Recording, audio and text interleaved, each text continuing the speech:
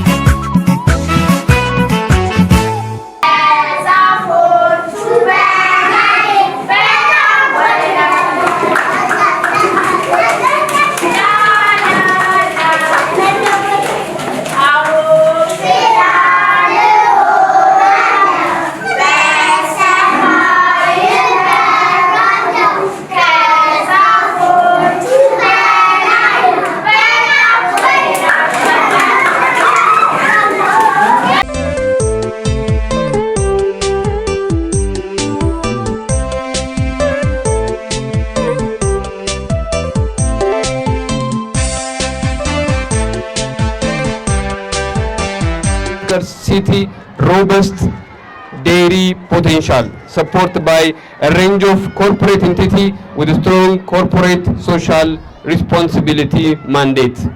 This initiative would not have value chain development, will empower our local process with the technology and capacity to meet the quality, the safety standard required to supply milk and yogurt to our school. However, we must recognize that this program requires a resource to succeed. Initially, funding is essential, encourage corporate partnership and ensure a smooth transition toward sustainability. Together with the collaborative of corporate, the community and development partner, we can mobilize the resource needed to make this initiative a reality. This program is a more than just a school feeding initiative. It is an investment in the future of our children, their health, their education.